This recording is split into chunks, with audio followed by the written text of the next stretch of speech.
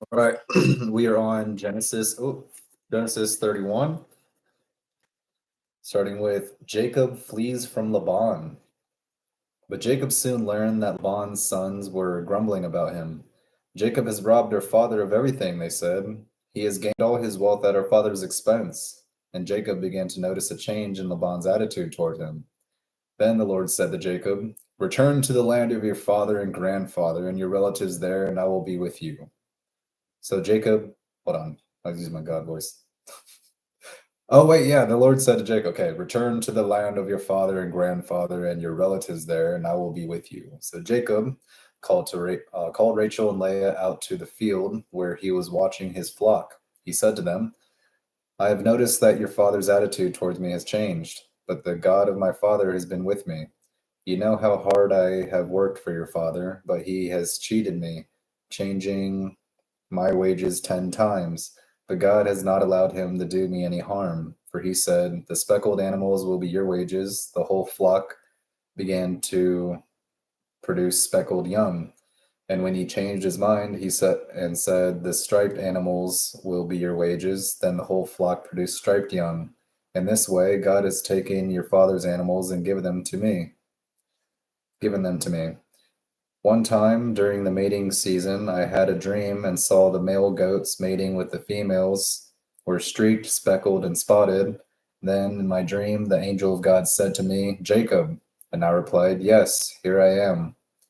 The angel said, 'Look up, and you will see that only the streaked, speckled, and spotted males are mating with the females of your flock. For I have seen now that Laban has treated you, or how Laban has treated you. I am the God who appeared to you at Bethel, the place where you anointed the pillar of stone and made your vow to me. Now get ready and leave this country and return to the land of your birth.' Rachel and Leah responded, 'That's fine with us. We won't inherit any of our father's wealth anyway. He has reduced our rights to those of foreign women, and after he sold us, he wasted the money you paid him for us. All wealth God has given you from our family legally belongs to us and our children, so go ahead and do whatever God has told you.' So Jacob put his wives and children on camels, and he drove all his livestock in front of him. He packed all the belongings he had acquired in Padan Aram and set out for the land of Canaan, where his father Isaac lived. At the time they left, Laban was some distance away, shearing his sheep. Rachel stole her father's household idols and took them with her. Jacob outwitted Laban the Aramean, for they set out secretly and never told Laban they were leaving. So Jacob took all his possessions with him and crossed the Euphrates River, heading for the hill country of Gilead. Laban pursues Jacob. 3 days later, Laban was told that Jacob had fled, so he gathered a group of his relatives and set out in hot pursuit. They caught up with Jacob 7 days later in the hill country of Gilead. But the previous night, God had appeared to Laban the Aramean in a dream and told him, "I'm warning you, leave Jacob alone." Laban caught up with Jacob as he camped in the hill country of Gilead, and he set up his camp not far from Jacob's. What do you mean by deceiving me like this?" Laban demanded. "How dare you drag my daughters away like prisoners of war? Why did you slip away secretly? Why did you deceive me? And why didn't you say you wanted to leave? I would have given you a farewell feast with singing and music, accompanied by tambourines and harps. Why didn't you let me kiss my daughters and grandchildren and tell them goodbye? You have acted very foolishly. I could destroy you, but the God of your father appeared to me last night and warned me, 'Leave Jacob alone.' I can understand your feeling that you must go, and your intense longing in your father's home, but why have you stolen my gods?" "I rushed away because I was afraid," Jacob answered. "I thought you would take your daughters from me by force. But for your gods, see if you can find them, and let the person who has taken them die. And if you find anything else that belongs to you, identify it before all these relatives of ours, and I will give it back." But Jacob did not know that Rachel had stolen the household idols.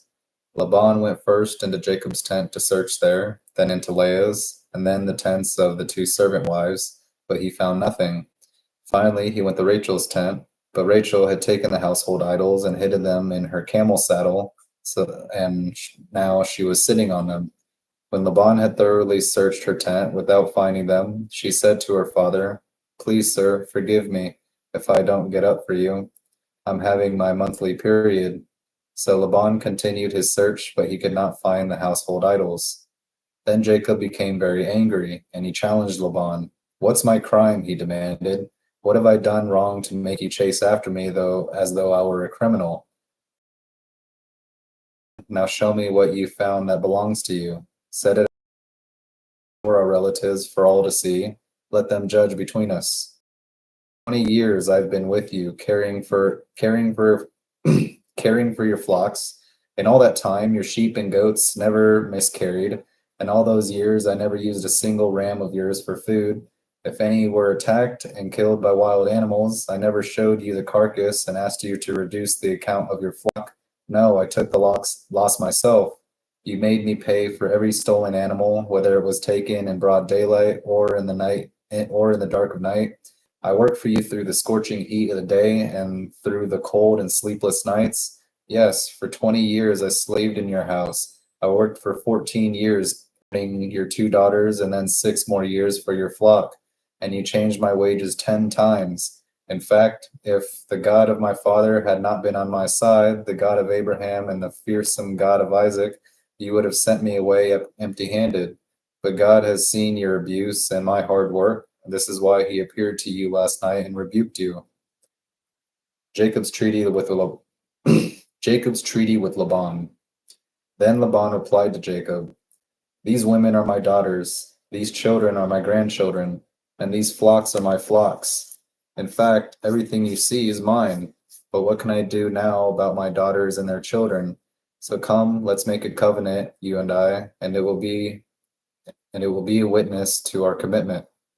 So Jacob took a stone and set it up as a monument. Then he told his family members, "Gather some stones." So they gathered stones and piled them in a heap. Then Jacob and Laban sat down beside the pile of stones to eat a covenant meal.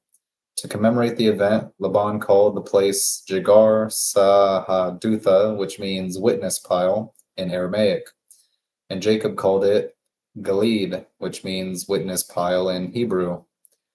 Then Laban declared, "This pile of stones will stand as a witness to remind us of the covenant we have made today." This explains why it was called Gilead, witness pile, but it was also called Mizpah, which means watchtower.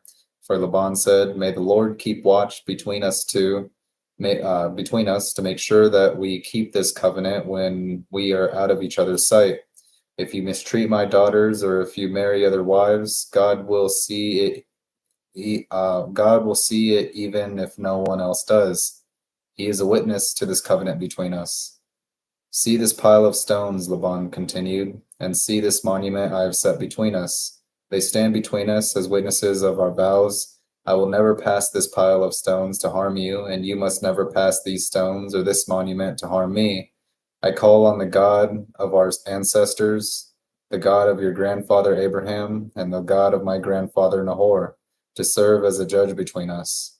So Jacob took an oath before the fearsome God of his father Isaac to respect the boundary line. Then Jacob offered a sacrifice to God there on the mountain and invited everyone to a covenant feast. After they had eaten, they spent the night on the mountain. Laban got up early the next morning, and he kissed his grandchildren and his daughters and blessed them. Then he left and returned home. Genesis 31. Good read.